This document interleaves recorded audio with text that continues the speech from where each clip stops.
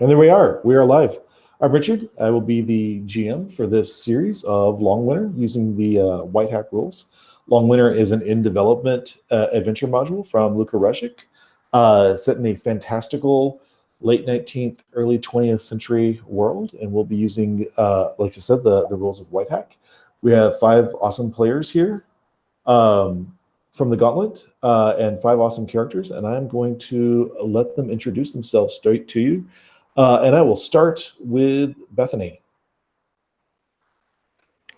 Hi, I'm Bethany. I'm playing Vass, the Protector character, who is a former prize fighter slash street fighter. Comes from a pretty lowly background, but is secretly related to some higher class people, and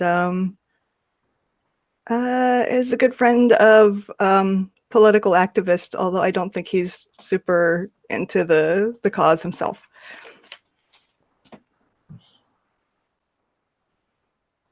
And Daryl. Hi, I'm Daryl, and I am playing Raison Rustin, and she is a one-time academic who is now working as a gossip columnist, and that is basically a cover because she's an information gathering spy for a very wealthy lady. She's a small town girl who wanted more, and so fled her provincial life, and has since then kind of fallen in and tumbled around all sorts of different places, and is now currently associated with the House of Zobor as their intelligence gathering individual. So she is on her way back to Brezim, which is where she was originally born, so she's a little hesitant to return to her hometown. But she's on her way there to track down a certain scandalous socialite and silent film star who has something valuable that my employer wants. All right. Jesse Abelman. Hey everybody. I'm Jesse A. I'm playing Aurelia Aigner, the Antiquarian. Say that 5 times fast. She is a field archaeologist who comes from a kind of wealthy bourgeois trading family, but has found herself both religiously and politically at odds with them, as she's fallen in with both a heretical sect of her church as well as the Independent Progressive Association. But mostly what she's interested in is uncovering what is covered and finding what's hidden deeper and farther in, as well as revolution. And she's sort of here because Casimir asked her to tag along because she's good at finding things. Yes. And Jesse L. All right, yeah, I'm Jesse. I'm going to be playing Eva. She is the daughter of a wealthy kind of overland shipping. Father owns this big shipping company basically, and even in this area handles like shipping from the local silver mines, that kind of thing. So I think Eva has at least a small amount of familiarity with the area we're traveling to. She, let's see, is known as a philanthropist, often doing charitable work for homeless, setting up shelters maybe, or that kind of thing. So relatively well known for that. One of her biggest motivations is danger. So if there's a, not very frequently talked about, not, a gambling den, maybe something illegal going on, run by, biggest underworld kind of people in the area. She'll be at that game. If there's something dangerous to look into in the area, she'll check it out. She's walking the dark alleys, just purely out of interest and just excitement. If she's not able to talk her way out of the situation, she's very well trained with the pistol that she straps to her ankle. Yeah, I think that's what we've got right now.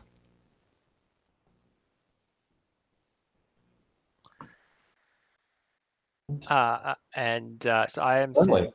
Sorry. I was trying to get unmuted, Sam, and was struggling with the mic. So, but Sam, go ahead. So I'm Sam Zeitlin. I am playing the Honorable Casimir Kazmarek, a handsome and determined nobleman from a sort of military background. And it is Casimir who is drawn this motley crew together in search of his old friend Victor, who has disappeared after buying a house up in this snowy mountains. And so he has brought along for the ride Voss, the black sheep family member, his protector, Eva, a dead-eyed shot old friend from the shooting circuit, Razan, a journalist, and I'm what I'm most curious is about how he knows Aurelia. But I imagine we'll work that out in time. Mm-hmm. Yeah, he runs in odd circles, and now it's time for them to help him. Well, when you're going to a gorgeous resort town, it is not particularly difficult to get your friends to help. Let's talk a little bit about the drive up into the valley, into Brezim proper. You did go through or by the capital. If you look on the map, which I will also see if I can show to the group at home in the but there was definitely you'll definitely see the city of Gomili. And you pass through several small picturesque villages that are quite lovely. And then about 6 hours after passing Gomili, you finally get to Vreli. You see a lot of the distinctive sort of animals of Brezim Valley. You see herds of aurochs, the large cattle-like creatures that are especially fuzzy in the cold of the valley.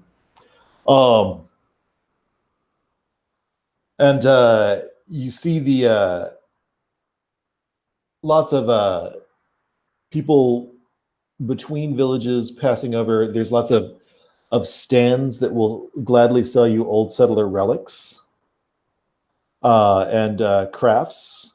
And you see people pulling horses and their mechanical mule vehicles over to the side to shop and haggle with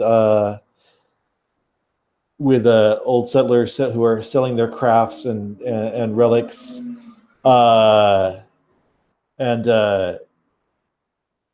Aurelia has noted that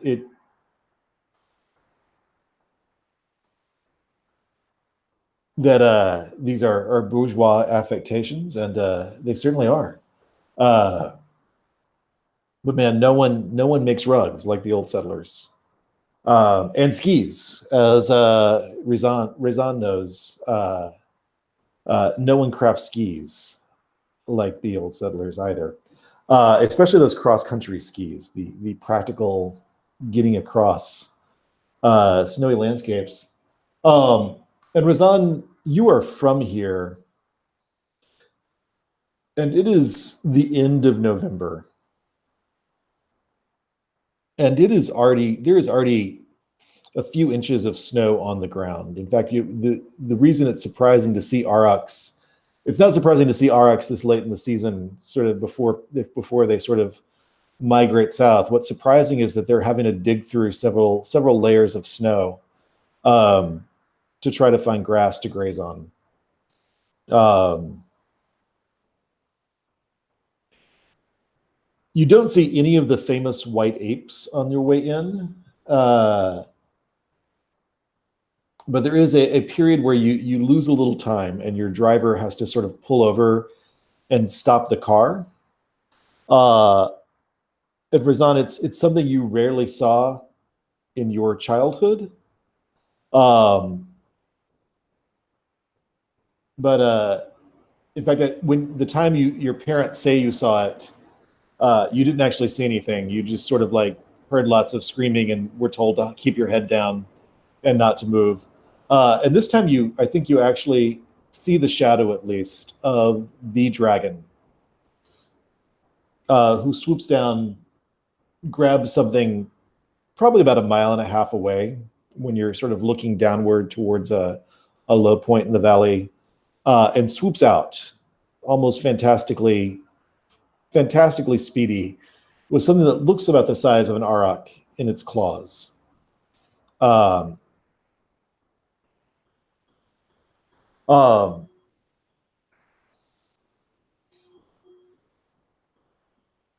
Perhaps it's just that it's way easier to see things you're hunting this late in the season against the white of the snow. And the dragon, like everybody else, is starting to store up food for winter. But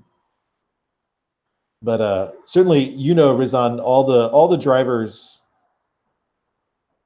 strongly believe that if they hold very still and don't run and don't let animal panic set in, that the dragon will not see them and will not swoop onto them. You may have heard university suspicions that humans don't make good eating. They're sort of stringy and small, so compared to aurochs and other large animals, humans are not the most desirable thing for a dragon to go after anyway. So,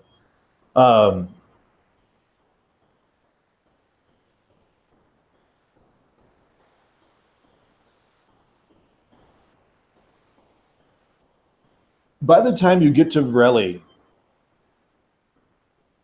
it is the dramatic sunsets that the lake is famous for, or that the mountains are famous for. Vreli is on the eastern side of the lake. It benefits from having the sunset both over the mountains and over the lake. And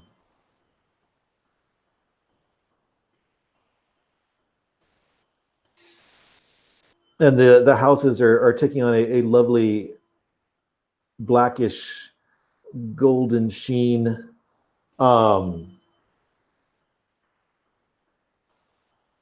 There are several places, of course, in a resort town you can stay. Among them, pull up this name.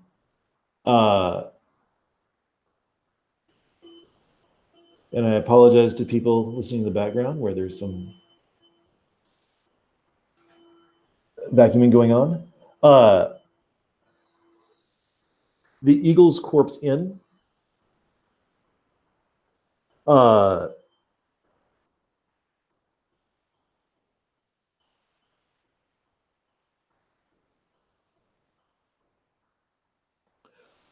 Where this late in the season, the people who summer here are leaving and people who winter here are arriving. So it's not impossible to get rooms. Though 5 rooms may be a stretch depending on how well the staff like you. And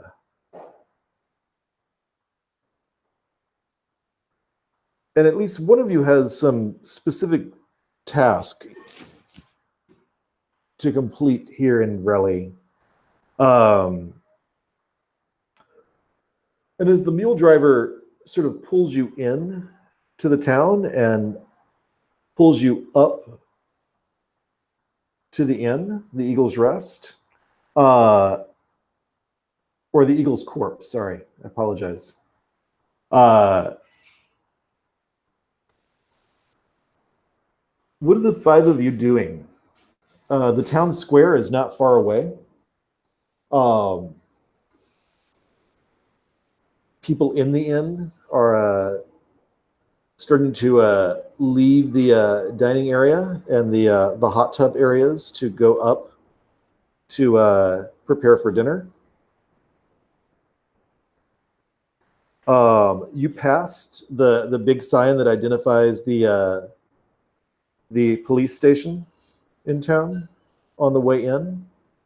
And what do you do?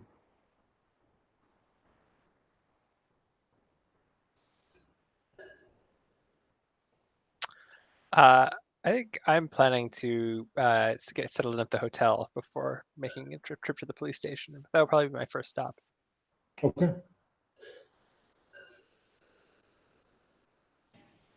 Brezim also needs to settle in at the hotel because honestly, being back in the hometown haunts are not doing her the best. She's usually, and maybe the others even can notice this because she's usually very chatty, but this is an instance where she's unusually silent and kind of goes to the front desk to check in without really waiting for anybody else. And between Razan and Casimir, which of you gets there first? I mean, if Razan is intentionally trying to book it ahead, Casimir would be a little puzzled, but he's not going to run to try and catch up. I think that's probably the case. Is Razan just really needs a moment alone, so she's hustling. So yeah, Casimir's been peppering you with questions about the best places to eat and the best places to ski and yeah, it's a lot.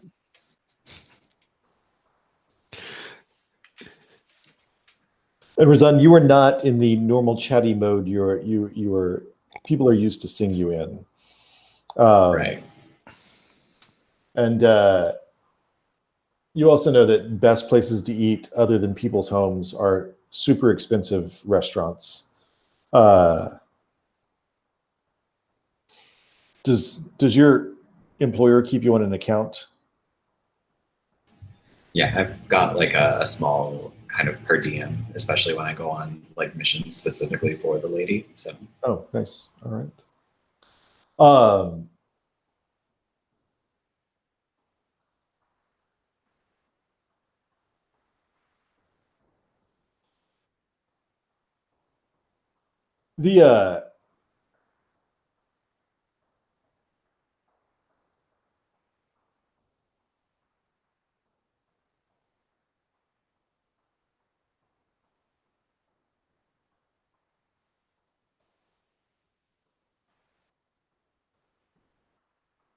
The woman behind the desk sort of arches her eyes at you as you walk in and greets you, welcomes you to the Eagle Corpse, and then ask what you might need from them on this lovely evening. I say that I need one of the smaller rooms, probably one of the secretarial rooms. And you're there also, well, Casimir, right? Yeah, Casimir will probably show up. He's a little ways behind Resin, but.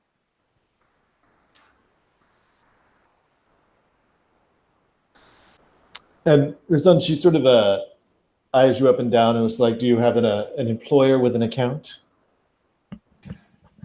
I'm here on order from my employer, but they are not actually staying here.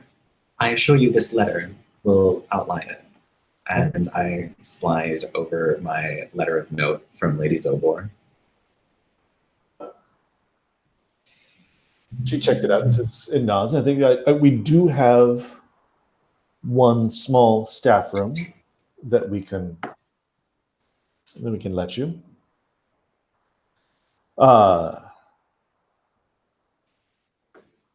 And she goes through the normal hotel check-in routine.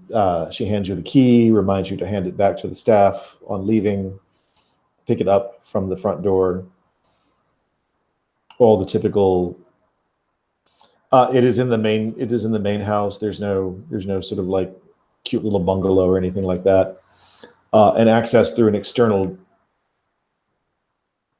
sort of doorway around the side.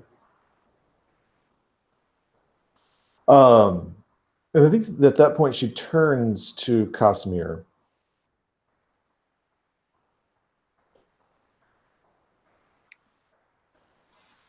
Hello, madam. And sir, welcome to the Eagle's Corpse. How might we serve you? Well, I was hoping to stay at the inn. Ah, just one room? Well, I was looking for a suite, actually. Sweets. Yes. Sweets. It will be we do only have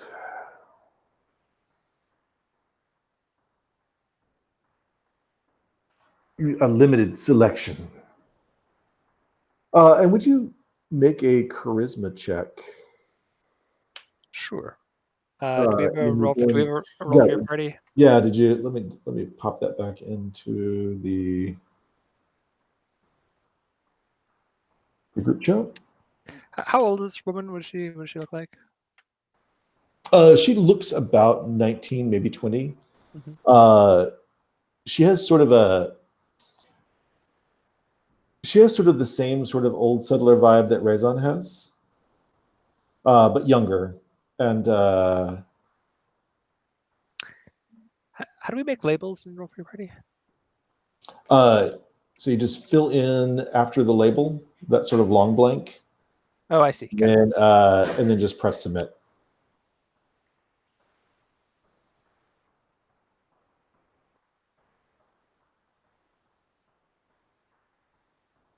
All right. I succeed on my charisma check. Yeah.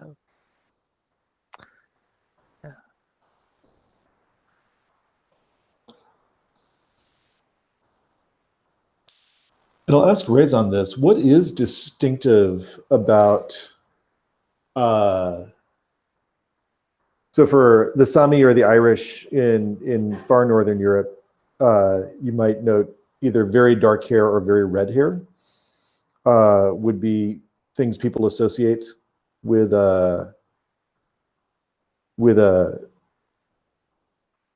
as sort of an Irish or Sami look. What would be something that people associate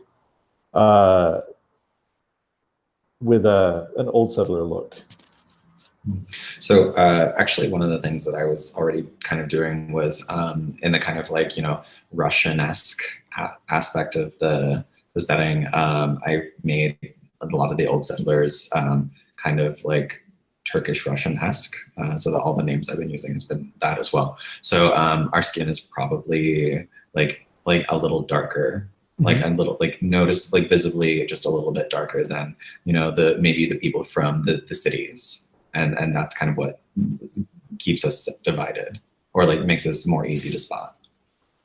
Also darker hair? Yeah. Probably not as... Rezon is fairly charismatic, so probably not as striking as Rezon. But about Rezon, how old is your character? So she's 31. 31, so about 10 years younger than Rezon.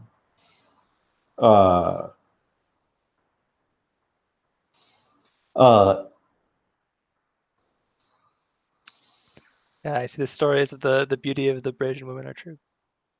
And how did you do on that? I got a 13, and my charisma is Absurdly high. 17. Yes, Yeah. it's very charismatic.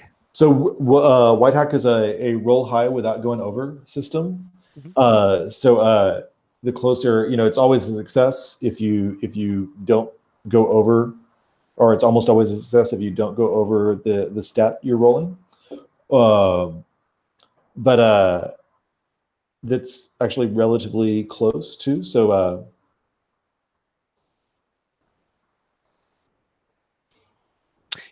also, here's a question. I want to be high, but is the highness like? Do I want to roll close to my stat, or is one of the roll objectively high? In other words, is my roll of a 13 out of 17 better than someone else's roll of or worse than a 13 out of 14, or are they equal? So you want to roll high and get it as close to your stat as possible.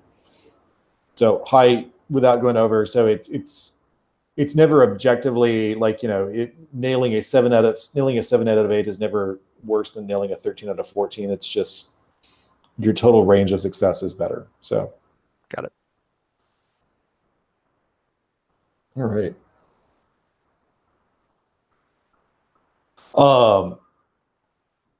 And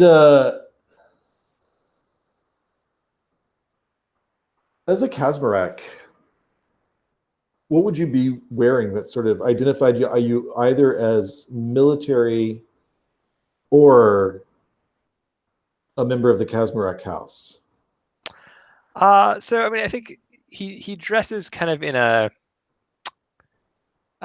style like it's kind of like a storm coat, kind of that isn't, it's not explicitly military, but it would be a little odd to do that and not be some connection. But he has a Kazmarek signet ring.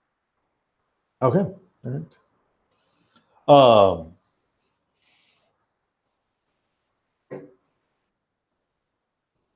And she nods at you. And then notices your signet ring. She's sort of trying to suggest that she's initially sort of trying to suggest, I think you pick up that you need to bribe her for an appropriately sized suite. And then her eye drifts down to your signet ring. And she realizes that your staying here is a potential for lots of little bribes without ever having to be tacky enough to ask for a large bribe. I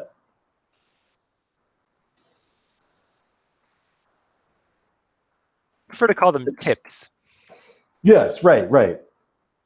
And she nods, notices your ring, and lingers on it for a moment, and then sort of comes back up and meets your eyes. And she says, like,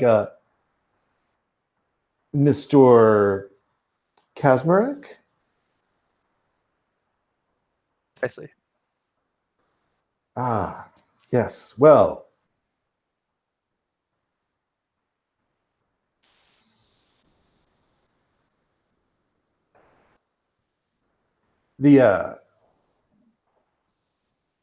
and she gestures to one of the bungalows outside the inn.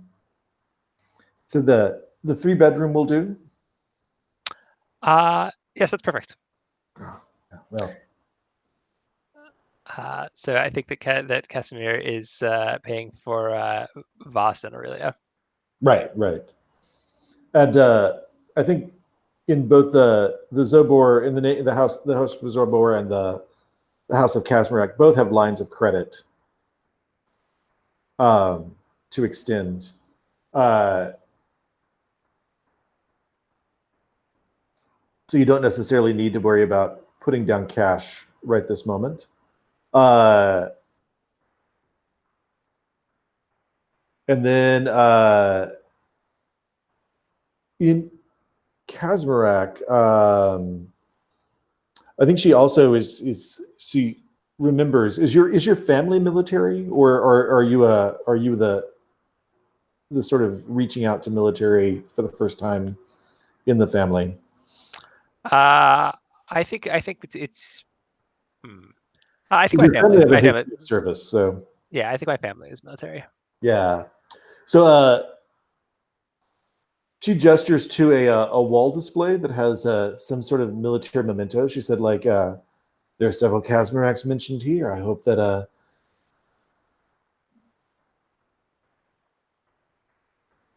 one day we might mention you. She looks in a very controlled sort of way.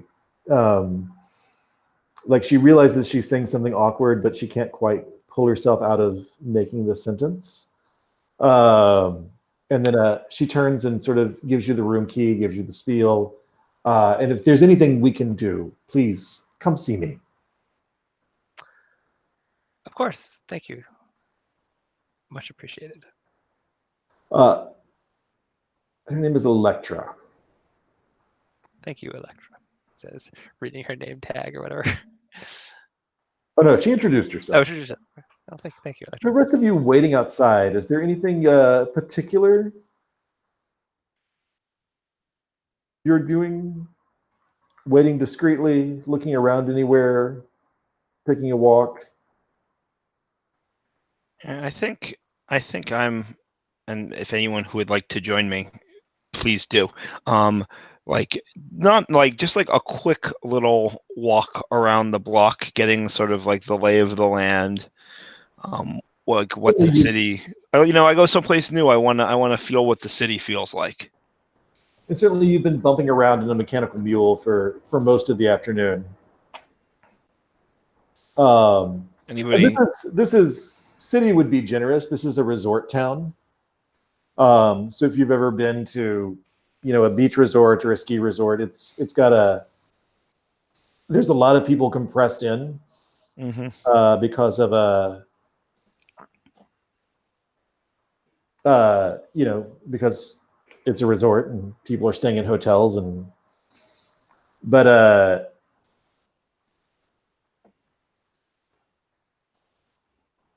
there's lots of people compressed in, but it's not actually doesn't like cover a lot of space. So you're able to sort of take a quick stroll. I mean, you're not able to get like to the ends of all the little trails and roads, most of which are just walking paths to people's various vacation homes and things like that. But certainly the middle of this town is quite picturesque. There is you see signs pointing to several famous sanatoriums, and you are able to see the old police station, the post office, all the little civic buildings. Most of the civic buildings seem to have a public facing function, like it's the patrol station or the post office. There's not a lot of you're not seeing evidence of a large bureaucracy. Got it. Is this like, so not that I've spent so much time in these kinds of places, but my sense is that there's sort of like two of these kinds of resort towns. I'm sure there's more, but like there's the kind that was like originally a place where people lived and sort of like people started visiting there over time, and it sort of like the resort kind of like built up around this pre-existing settlement. And there's the kind of resort town that's like, this is like a nice like a centrally located location where we can where there's unoccupied land where we can plop down a whole bunch of things that people will pay for. This seems of the second sort. The second sort. Got it. Everything here seems maybe 50 or 60 years old. It seems very well planned, at least in the middle. And it seems to be planned around sort of like a central set of large vacation homes and sort of country estate type, not country estate, but like resort town estate, townhomes, you know, walled off gardens, and the very large kind of sprawling inn that you hear is connected to a spa. But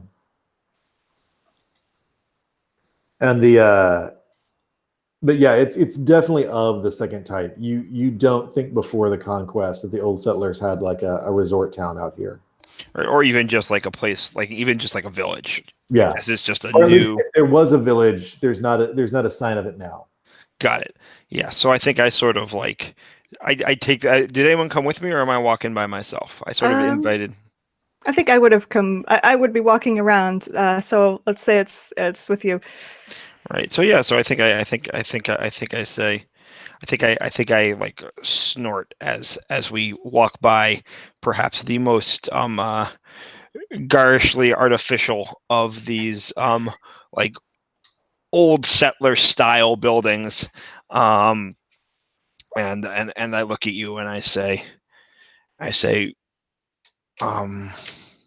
sorry, remind me what Casimir's cousin's name is, the person we're looking for. Victor, thanks. So I look at it. What kind of a man is Victor that he wants to spend time in a place like this? maybe maybe he doesn't want to spend time here. Maybe he wants to, create an inn, rent the place out. Right.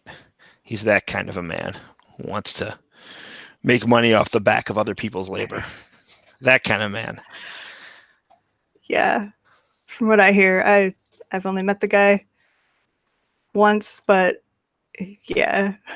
He's not here. Isn't cousins, I thought, also? Or I never understand how you're related to him. I'm not Him related to Victor. him being Casimir in that sense. Oh, yeah. Yeah, he's got a cousin that his family doesn't like to talk about, and I'm his cousin's illegitimate son. Oh. So I'm like doubly not acknowledged by that family. Yeah, I mean, that part I understand. I understand the how. I just don't understand the how, if you take me. So I want to check with Ava. Ava, what are you up to? Are you just sort of standing in front? Are you waiting in the very luxurious lobby? Yeah, I imagine Ava would have gone in at this point and be figuring out her accommodations. Mm-hmm.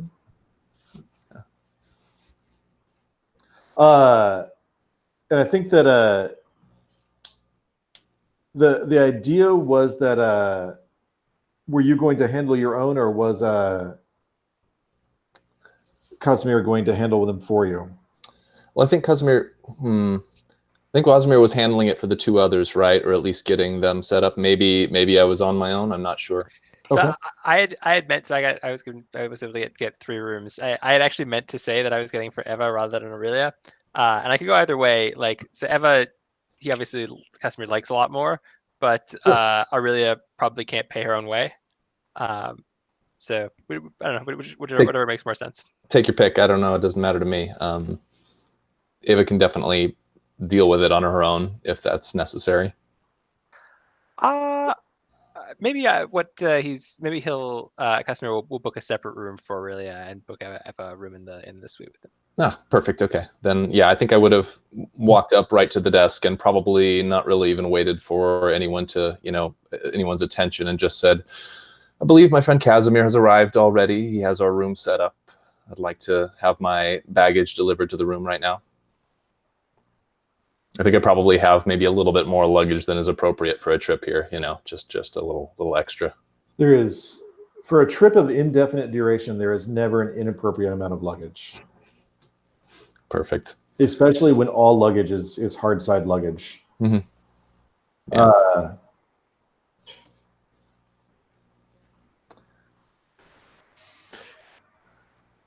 I think Ava wouldn't even try to go to the room yet, just have her stuff delivered there, and then if there's a hotel bar, would have gone and just kind of settled in at the bar with a martini and I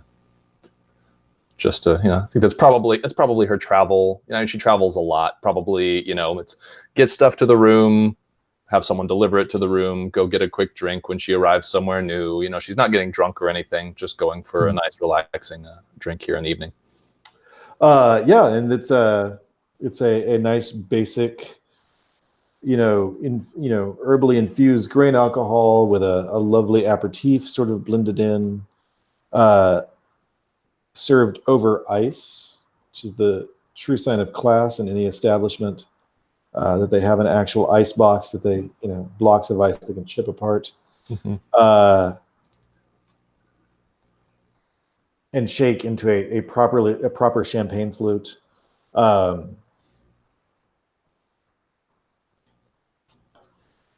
And I think that's when you notice the woman in black, like mourning clothes. And she walks up to the bar with a veil around her face, as if she is in mourning. Speaks in a low tone to the bartender.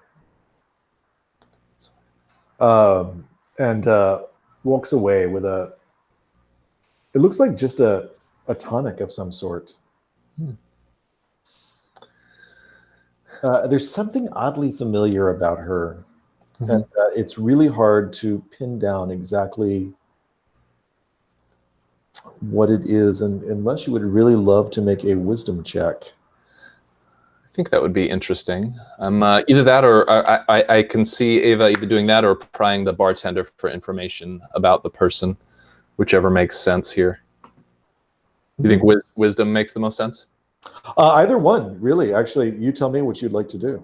I think Yeah, wisdom. If you want to like take a look at her and see if you can slyly sort of yeah. catch the side of her face, or if you would prefer to press the bartender, or you can try both. Okay. Yeah, I think I would start. I think I would maybe start with the bartender, and as she walks away, and maybe like just out of my baggage, put out a little extra of whatever the local currency is here, and just say, ask the bartender, tell me about this woman in black. She been here long? Is she staying for long?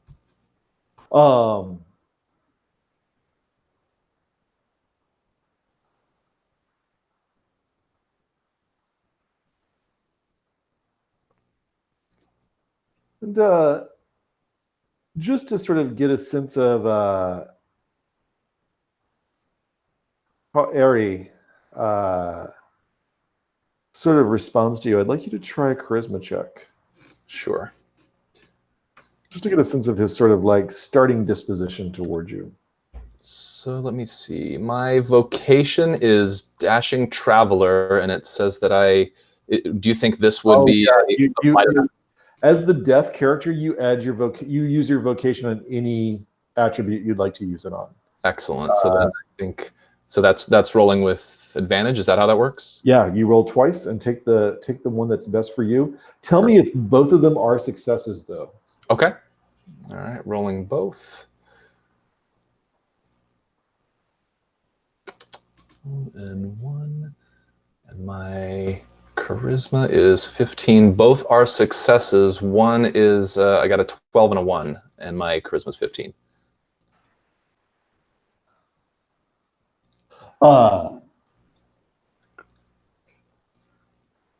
And how do you catch his attention? I think it's finishing my current drink and putting a larger bill than is probably appropriate for a tip underneath it and sliding it his way and getting his attention that way. So yeah, he grins at you as he's finishing up someone else's drink. A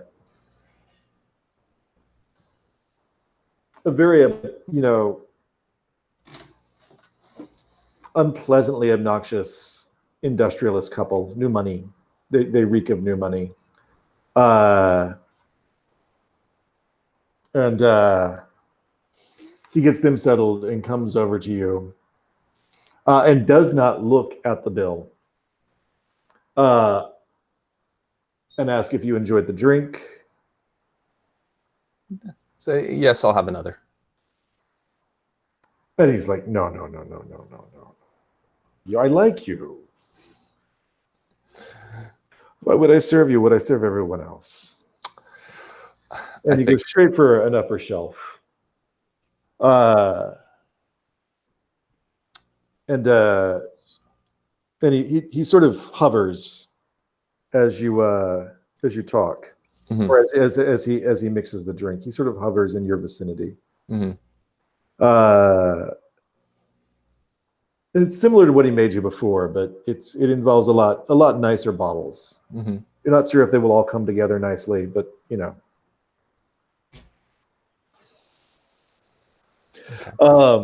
What do you say? Or I think I say so my interest is piqued.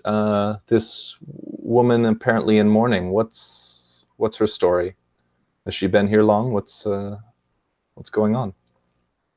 Yes, no, the very sad. They hadn't even been married long, but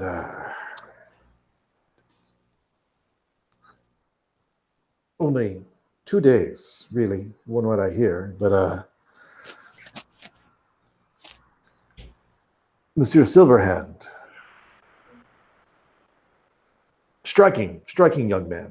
Very handsome. Friendly, gregarious. And he sort of eyes the direction she walked off. He said, certainly ambitious.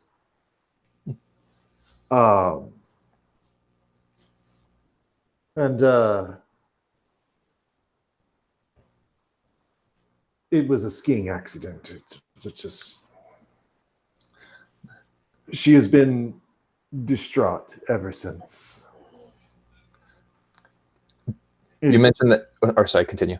She's not really shown any sign of wanting to return home. She just had her assistants bring her morning clothes and has stayed here in the hotel, in her rooms.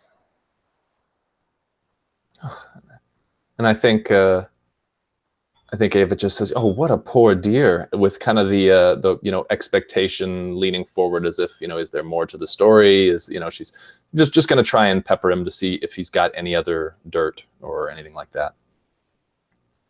Well,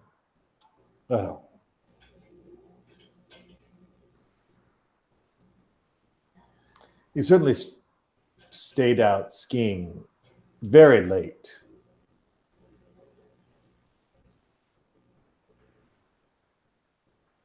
And she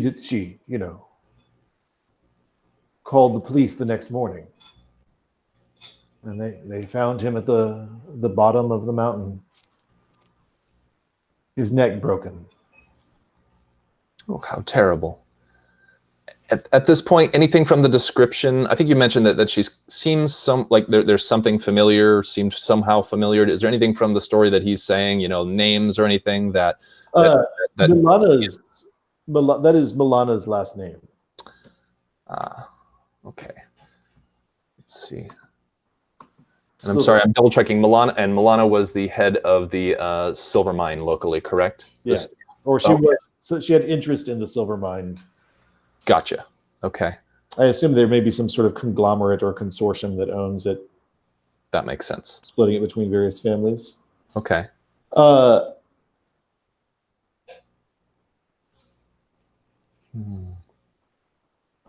Razan, you're going straight to your room, correct? Yes. Remind me who Dominica Orloff was. Dominica was the woman, the socialite who I once tried to write about, and she has that enchantment on her name so that no one can write gossip about her.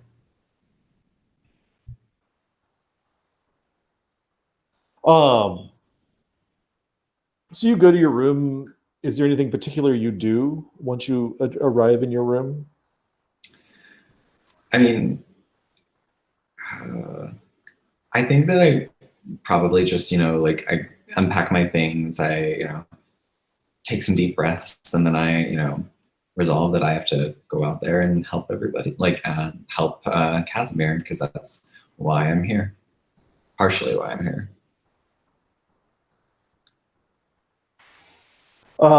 There's a knock at your door. I walk over and I lean to look through the peephole and see who's there. There's a young man.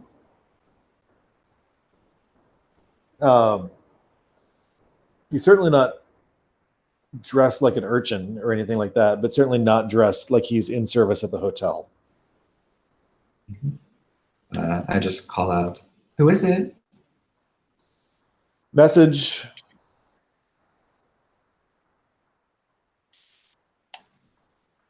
Is that all he says? Just message. Message. And he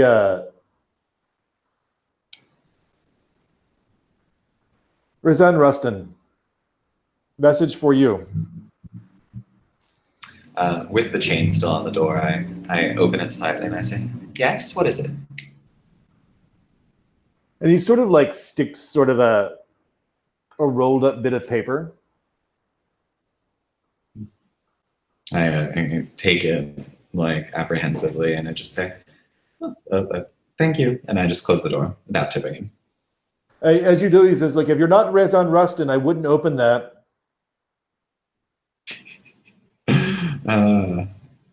I look down at it and I look back through the peephole to see if he's still there. No, he's gone. He's gone. Okay. I examine the envelope. He's actually sort of storming away. It's sort of you got a sense he waited a split second, kind of in surprise that you did not tip him. I mean, I'm on a budget. I don't know what he wants from me. Walking away in a huff, and it's not an envelope. It's a scroll. It's or not a scroll, but it's sort of rolled. There's a little bit of sealing wax connecting it, but there's no stamp or anything to identify. So, is it possible to kind of examine it and see what I could maybe gain from it based off of like my experience? So tell me kind of a little bit about what you're doing. Sort of spell out sort of like how would you go about examining it? Well, I mean, I did, study at university, and I studied under someone who was interested in aristocrats and industrialists. So I do have experience analyzing old letters, and I have certain knowledge. I have knowledge about analyzing paper to see how valuable it might be, considering our economy and things like that. So I think that what I'm really trying to do is figure out maybe the provenance of it by analyzing the feel of the paper, the texture of it, and maybe even taking a peek in the scroll to see if I can maybe not read sort what of it is. holding it up and doing the. Mm-hmm.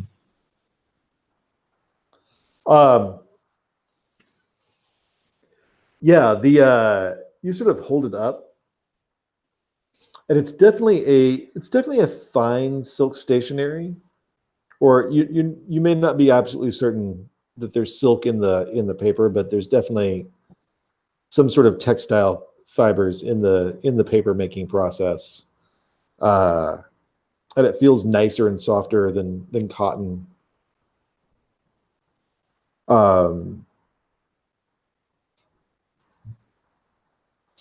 And it certainly has a lovely sort of texture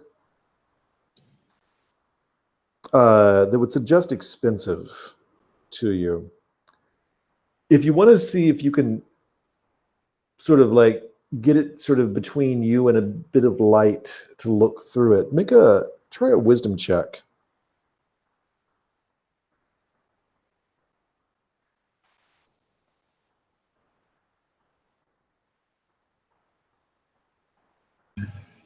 No, so my wisdom is 10, and that's an 18. Ah, yeah. Yeah, you're not getting it at the exact right angle. And you're having to sort of crumple it, and the wax is sort of hardened, and it's starting to peel back. So the wax is kind of coming separate from the paper as you try to get it into position where you can see it, and it's sort of folded over. You did catch a glimpse of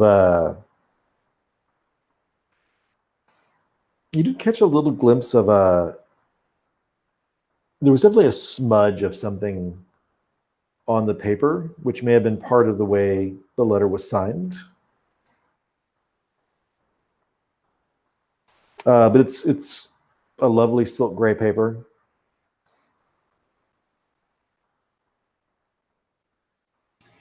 Well, with the wax seal kind of popping off, does that mean that I just open it? Yeah, you can certainly unroll it without ever making it look like you even unrolled it, because you don't have to break the seal.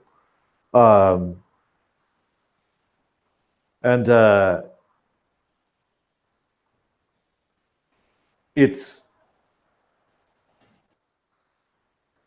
in Domenico Orloff's handwriting.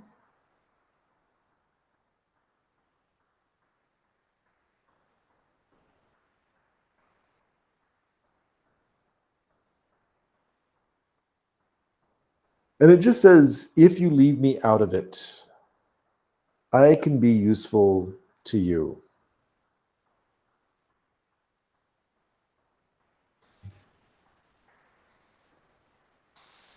I find that very interesting, and And I it's keep- smudged with what looks like blood and a fingerprint where the signature line would be. Her initials sort of smudged by them with what looks like blood.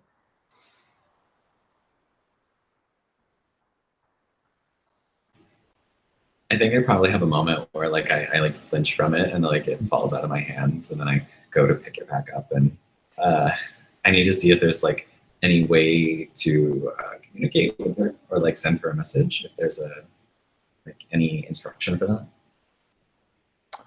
There is. It's dated at the hotel.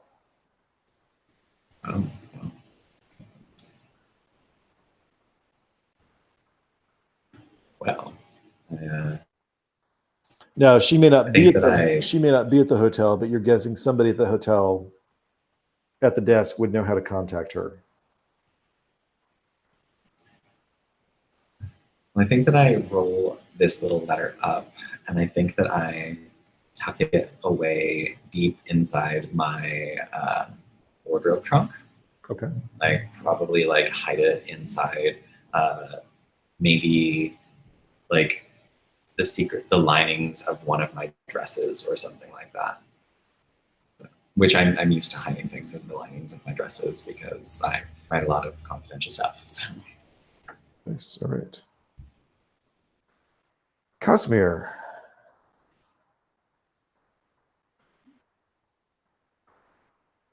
Yes.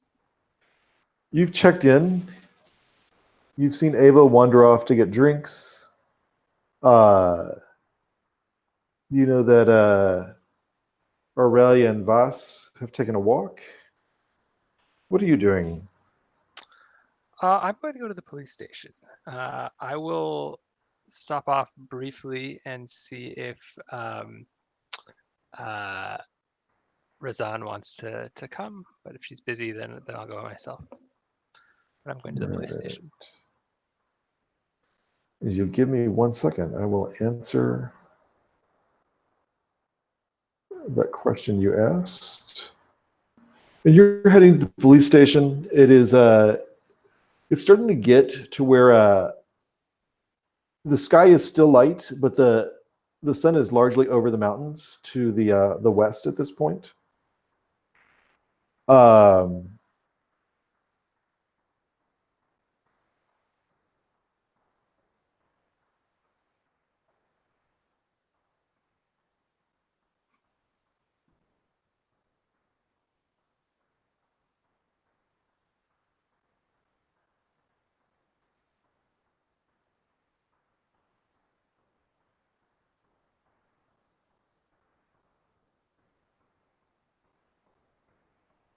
And let's just say Novak for Victor's last name.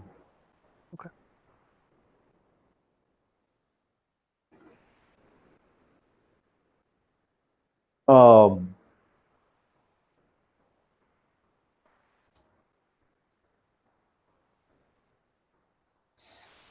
And a very sharp-looking young officer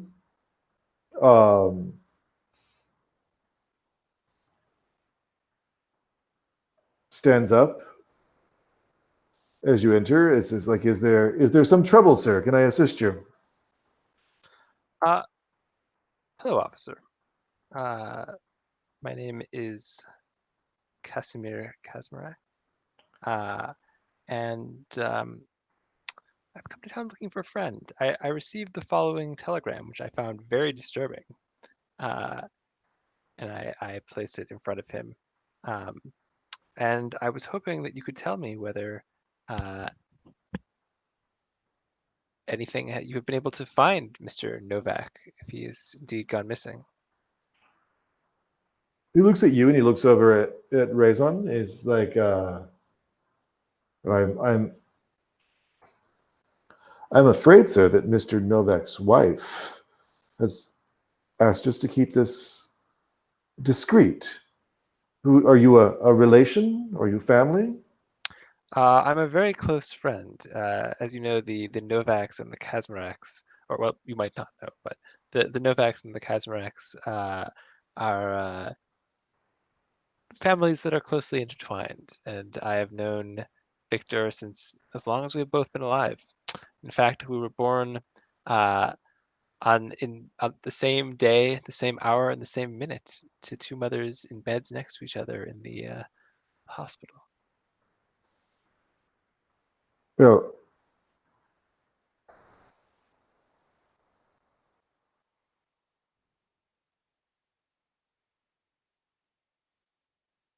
that's fascinating, sir. But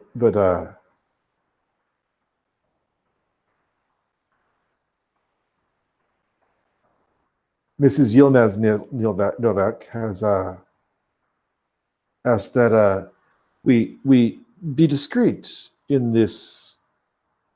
Have no fear, my discretion is absolute, as Well, you would expect from a man of my breeding. I certainly, I cannot doubt your breeding, sir. Madam, but Well, then what are you insinuating?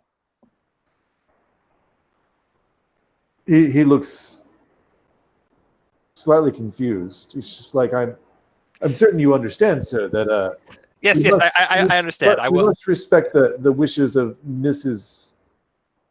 Yilmaz Novak. Yilmaz Novak, in this matter. She is his potential widow. You must understand my position as well. This woman has been married to Mr. Novak for how long? 6 months, perhaps. I'm certain I would not know, sir. Her breeding is uncertain. Whatever bond she shares with him, of course, important, must pale before the bonds of his esteemed family.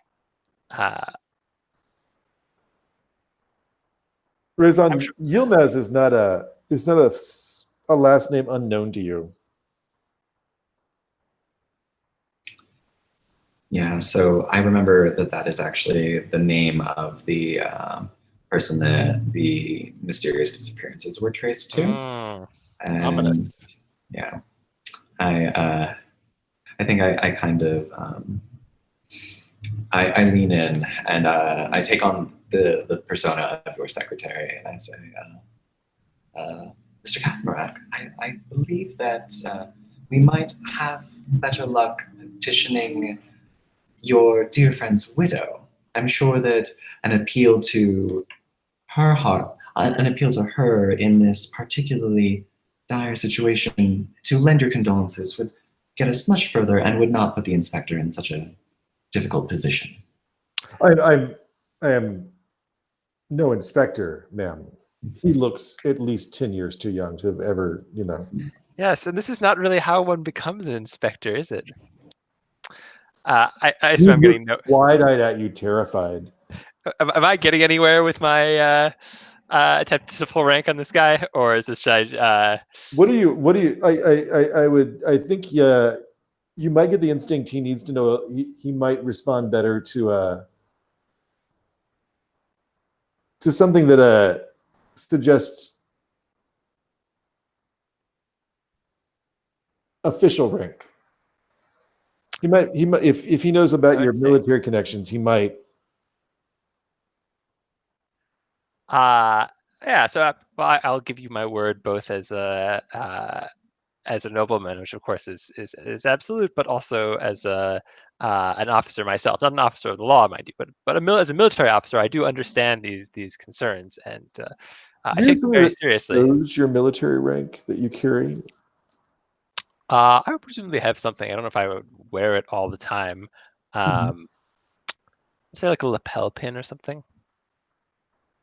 Oh yeah, that would make sense. And so maybe I would wear that actually. Yeah.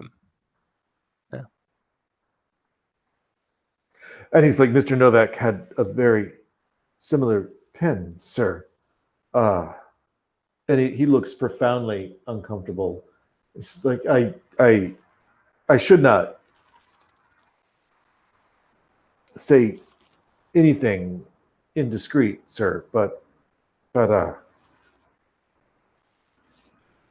if there's, and he sort of freezes. Would you like to make that a charisma check? I would love to, he said. And that's a 2. let's take a look at your real quickly.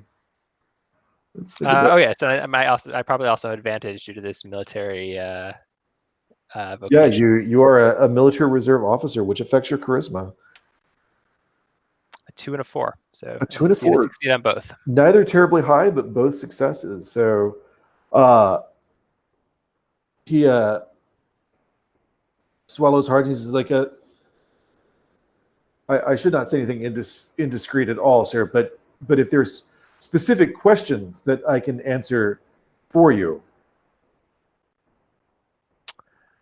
I tell you what. So when did he disappear exactly? He was noted missing by his wife on let me give you a date, roughly 2 weeks ago, about the 3rd of November. Okay. A day or two before you got the telegram. And did your men investigate? Certainly, sir. We went to the house. I, of course, was not an inspector, sir, but the inspector went to the house and then summoned an officer from Gomali, who came out within 2 days' time and interviewed the wife, took a good look at the property. There was, if I understand correctly, sir, a bag missing. And some traveling clothes. And did you ever find any leads about where he might have gone? Well, I couldn't speak to that personally, sir, but certainly Mrs. Novak had no clue. I see. And I know this is very difficult and very delicate, but were you able to rule out Mrs. Novak as a suspect in whatever? A suspect in what, sir? In the disappearance of Mr. Novak. Oh, I'm sure that Mr. Novak was quite pleasant and charming. I met him around town several times, sir. And I cannot imagine any reason that anyone would want to harm him in any way. He was always particularly friendly.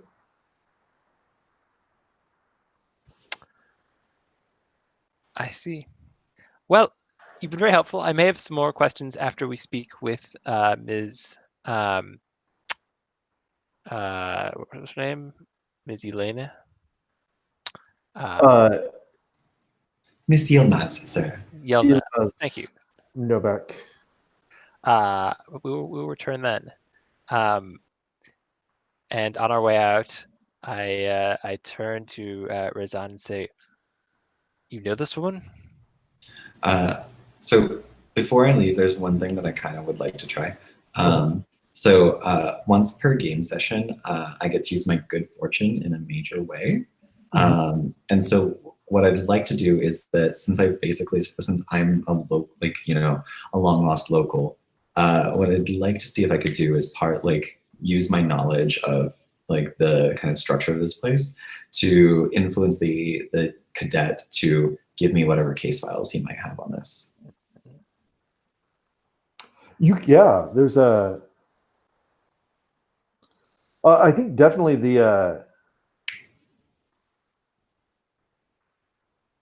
you have secret police connections, do you not? Oh, I do, yes. How do you signal that to police connections when you need them? So discreetly. I don't know if you'd want Casimir to know about your secret police connections. So I think that considering that there's actually a secret police, and that my former professor was a member of the secret police. I'm well aware of like the certain like codes that they use to signal themselves to one another. Mm-hmm. And so I think that there's probably just almost like a specific code number or something that like the police are at least informed that if anyone uses this particular like sequence of numbers in anything, that you are to pay them special attention. Do you know where he would keep his list? I mean, he's, you know, the secret police are not active out here, though the country police should have, you know, the list of codes somewhere that they can reference to confirm. I think it's probably that I ask about an old cold case or something like that. I say, oh, by the way, could you please check in the lost and found, or not the lost and found, like, could you please check on the status of this particular case number? And then in there would be like a folder that would have like dedicated instructions. Yeah, he comes back sort of very, very nervous.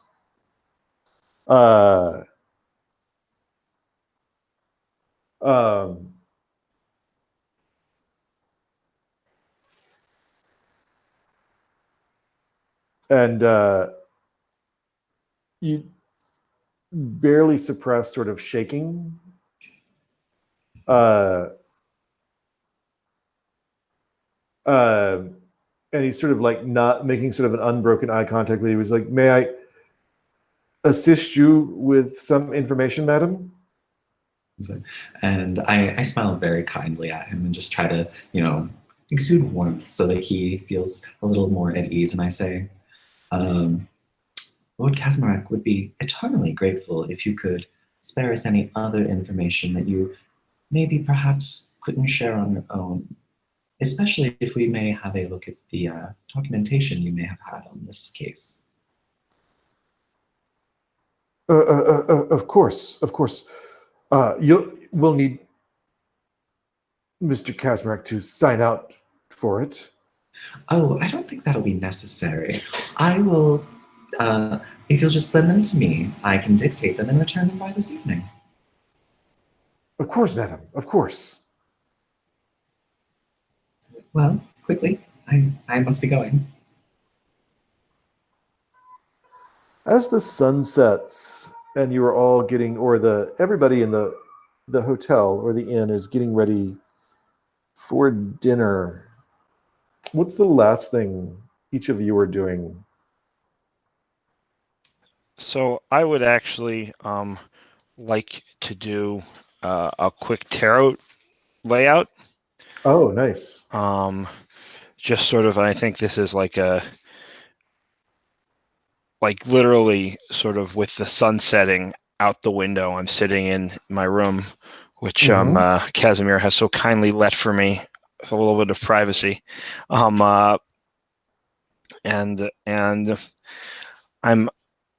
I'm laying out the cards, and I think like I'm not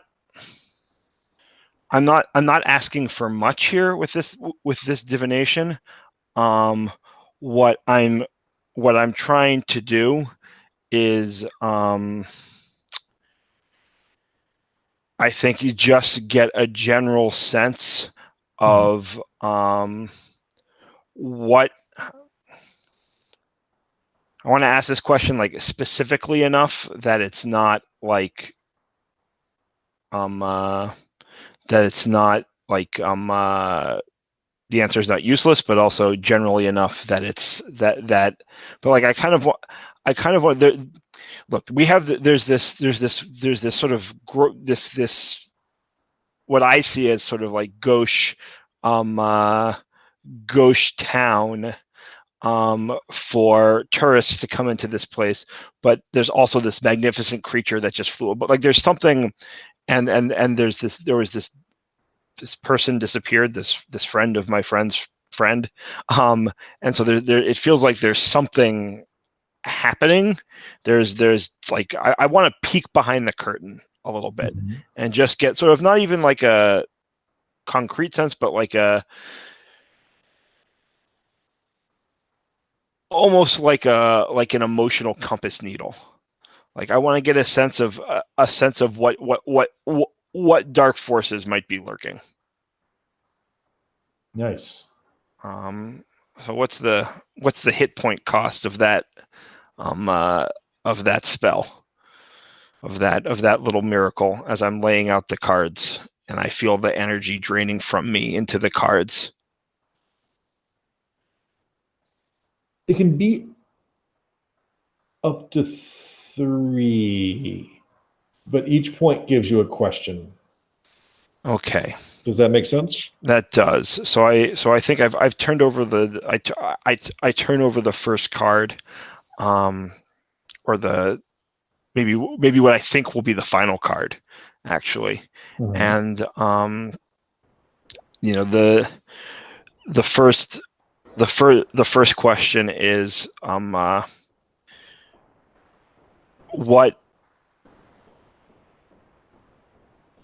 what threatens I keep on forgetting his name. Novak. What's Novak's first name? Victor. Victor. What is Victor in danger? I think it's like the first question. Yeah, the first card is the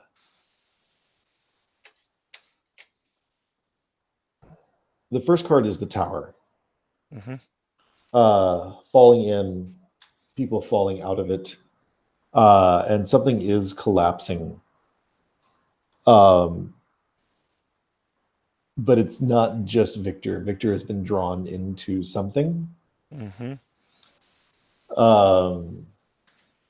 And he is in grave danger. Okay, so I think like I look at it for a second, and something about the layout, despite the fact that this is a standard layout, something about it feels incomplete. There's a certain imbalance, and I turn over another card, the next card, and I place it somewhere where a card does not usually go. I personally don't know a whole lot about tarot layouts, but but it's right. That's where that card needs to be. And I ask, where is this drawing? You said he's been drawn out, I think was the phrase that you used. No, I think he's been drawn into something. Drawn in. So I but not in the very metaphorical sense, not right. So I guess the question is then to ask a very PBTA question, but what's pulling that string? In the sense of, on the metaphorical level, or like, who is it that is actually trying to pull him into something? I think more on the metaphorical level. Like, what's the force there? So you get the sense that the card is a strong indicator of fortune, and frequently symbolizes money. And it's giving you the sense that whoever pulled him in did it for his resources. All right, and at that point, as curious, it could be resources in the sense of money, or resources in the sense of society connections. Right. So I think when that happens, I'm satisfied, despite the fact that there's the layout. I can feel that itch. Like there's another card could come out. Like, to me, oh, of course, it's money and power. That's what this is about. Like, this is just politics as usual, and I sort of stifle that little itch to play the last card, feeling like, okay, I know what's going on here, and I put the cards away, and I'm feeling a little bit drained and tired, and I breathe heavily. And it is dinner time. Vas, what last thing are you doing before going down to dinner? I think after hearing about these various disappearances and seeing the dragon, I get out my hunting knife out of my bag, and I'm like looking for a way to conceal it in my clothes. No, that should not be Yeah, I got like a winter coat. It's pretty easy. too bad, especially while you're wearing an overcoat. Yeah. I guess the idea is to conceal it to where I can get to it quickly. Ava. Yeah, I think it's about time for Ava to make her exit from the bar and go to bed. But before that, she's going to pass by the woman in black. Dinner time, Ava. That's only 2 cocktails. Oh, sorry. Yeah, getting a little too excited. But anyway, about to head off to dinner, and I think I'm going to pass by the woman in the in black with the veil and stop at wherever she's sitting and speak to her for a moment. I think it's one of those things where I'm not really asking a question or even inviting much of an answer, because I don't know what I'm going to get, and I'm just kind of bowling over this social situation. I just say, my dear, my name is Ava. My father is in shipping and has a very close business and personal relationship with Milana. So I hope you consider me a friend by extension as I extend my condolences. Veil back, and it is Milana. Oh. I'll be like, yeah. I'm wondering if I met her maybe as like a child as we came to town or something like that. I feel like from what you said, it seems like you dealt with Milana pretty. At least, maybe once or twice. Yeah, I think that makes sense. Kind of in my younger days of coming into town and helping out with the, schmoozing with the business and finding more shipping clients. Yeah, be like, oh, Milana, I'm sorry, I thought you were someone else, because I thought she was the wife of whoever died, right? Yes, that apparently she is the wife of whoever. Oh, she is. All right. Like, oh, my dear, I'm so sorry. I didn't know it was you. You have my, I think at this point I sit down right beside her and maybe even like try, if she doesn't pull back, grab her hand and say, I'm so sorry for your loss. Let's do another one of those. Check charisma real quick, just to see what her disposition is. Sure. Anyway, I can finagle my traveler, my thing, since I've met her before. So this time. Okay, that's fine. Let's see here. All right, rolling 1d20. I got a 4, and my charisma is 15. She says, "Yes, we should. After you have dinner." Mm-hmm. Yes. And she doesn't seem to really. She doesn't really seem to acknowledge the fact that you're new, or she's surprised to see you here, or anything. She just I see. Reaches out and, with a very cold hand, touches your hand, and she does not look well. Okay. Skin is clammy. Her eyes are a little sunken. She says, "We should, when you've had a chance to eat." I say, and I think I'm a little startled by how cold and how off she seemed to say, yes. Why don't I'll get some dinner. You freshen up a little, get yourself, And she's just sort of nodding as she pulls the veil back into place and stands up. Absent-mindedly walk away. And I think, it's just one of those very strange occurrences that she's, just kind of a little stunned and not sure how to respond to that. But I guess Ava gets up and is going to go to dinner. She probably tries to look where Ava walks off to when she goes. Mm-hmm. She actually goes upstairs near where you're staying. Okay. Good to know. Yeah, and then Ava will go off to dinner. Brezim. So Raison is in her room, and she is kind of very quickly trying to copy what is in the police file into her commonplace book. And the camera kind of pans over her shoulder and sees that she's writing in an incredibly cramped, tiny little shorthand so that she can transcribe a lot of information into a very small space. And so she's like gonna finish up the copying all that over, and then she tucks her commonplace book into her garter, where it's always on her, and then no, that's hides the file. A few hours, or maybe not a few hours. It's going to take a couple hours, I think. Is that about right? Yeah, that would take some time. Especially if you're doing a lot of the details are not terribly interesting, but they're there. So if you want to get everything, it'll take some time. So just wanted to make sure, just so as thinking about next session, like where you'll be, or what you'll be in the midst of doing.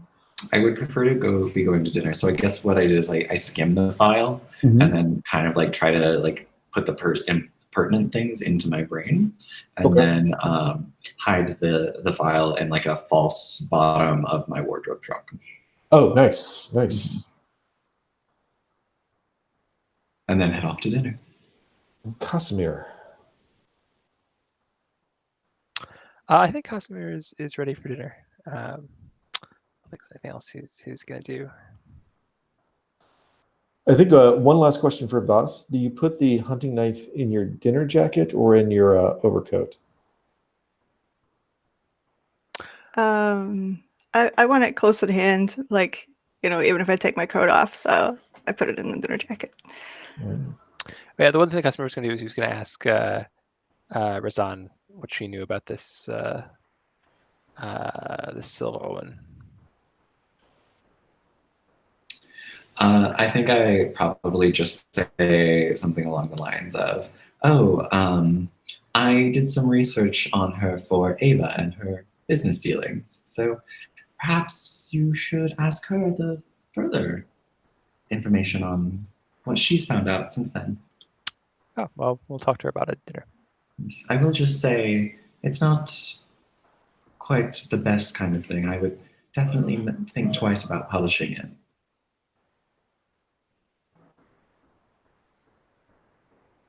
You would think twice. That can't be good. Exactly. Shall we? Let's. Offer you my arm. And I think that's where we will pick up at the beginning of the next session.